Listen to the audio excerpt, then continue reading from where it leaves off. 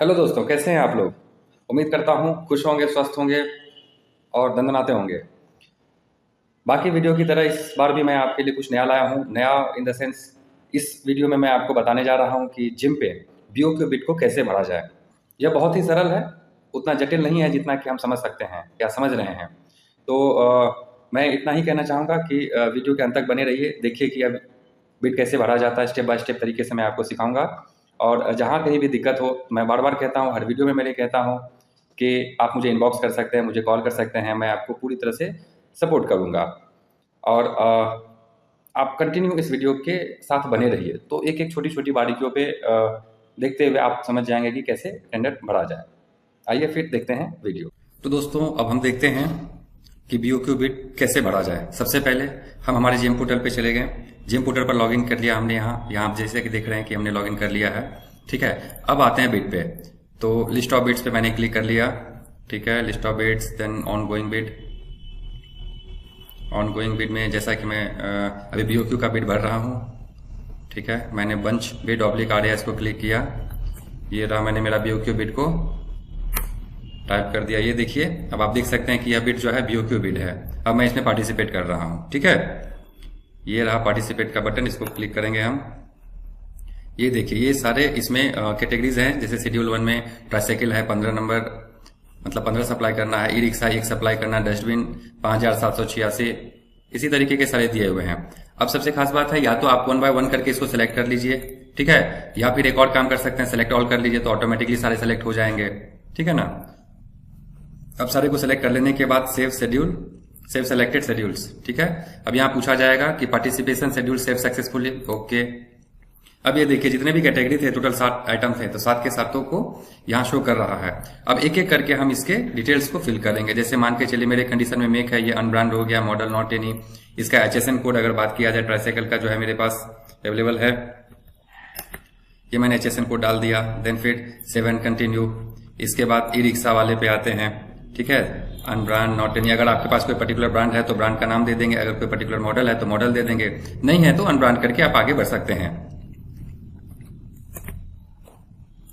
आप एक चीज गौर करेंगे कि जैसा जैसा मैं पार्टिसिपेट करता जा रहा हूं, ये ब्लू जो स्ट्रिप है ये ऑटोमेटिकली ग्रीन होता जा रहा है।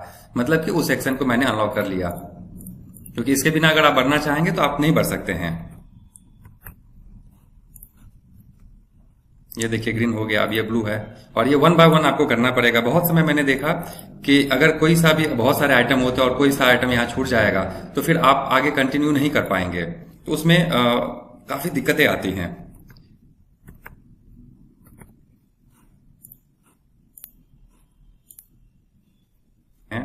अब इसमें भी अनब्रांड अनब्रांड। ठीक है,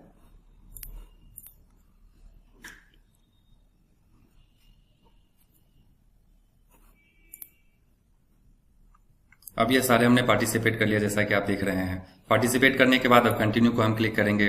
कंटिन्यू करने के बाद वापस से फिर आप देखेंगे कि टोटल 7 के 7 शेड्यूल आ गया है ना। अब 7 शेड्यूल में आपको रेट डालने होंगे। जैसे ट्राइसाइकिल का है, मैं डाल रहा हूं ऑलरेडी। एक बार मैंने इसमें रेट डाल दिया था तो ये दिया हुआ है, इसीलिए आप एक एक करके रेट डाल सकते हैं।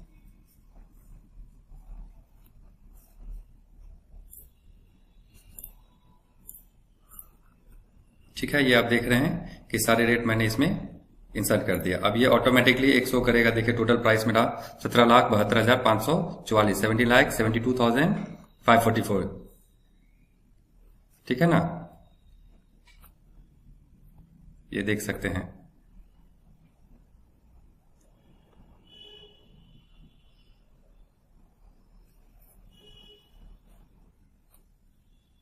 अब शो एस्टिमेशन प्राइस, यहां देख लेंगे कि क्या हमने रेट डाला था। एक बार वापस से रीवेरीफाई कर लेंगे।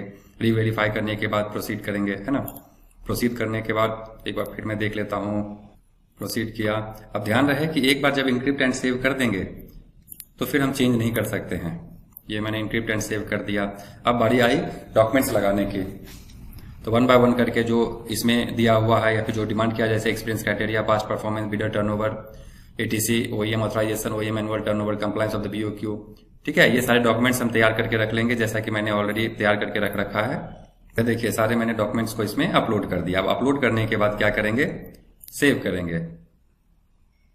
सेव करने के बाद ये देखिए जैसे जैसे हम स्टेप बाय स्टेप आगे बढ़ते जाएंगे, टेक्निकल बिड हमने किया, फिर ऑफर प्राइस डॉक्यूमेंट अपलोड किया। चूंकि इसमें ईएमडी ईपीबीजी नहीं मांगा गया है, इसलिए ऑटोमेटिकली डायरेक्ट वेरीफाई ओटीपी पे आ गया।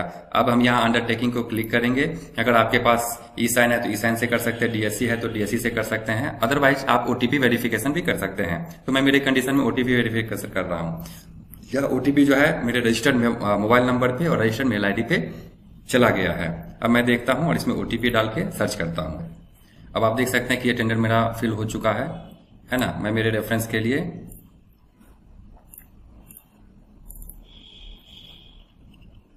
आप देख सकते हैं कि यह टेंडर भरा जा चुका है, तो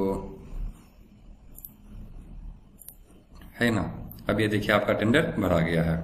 ठीक है दोस्तों, इसी तरीके से हम आगे भी और नए नए वीडियो आपके लिए लाते रहेंगे और मैं आपको गाइड करता रहूंगा। दोस्तों अभी आपने देखा कि बीओक्यू बिड को कैसे बढ़ा जाए, है ना, और इसकी पूरी जानकारी आपको मैंने दी।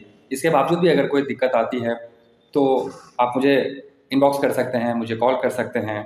और अंत में मैं यही कहना चाहूँगा, अगर आपको वीडियो पसंद आए तो लाइक करें, सब्सक्राइब करें और अपने दोस्तों को शेयर करें, क्योंकि ज्ञान बांटने से बढ़ता है, ना कि अपने पास सहेज कर रखने से। धन्यवाद। आपका मनोहर कुमार झा।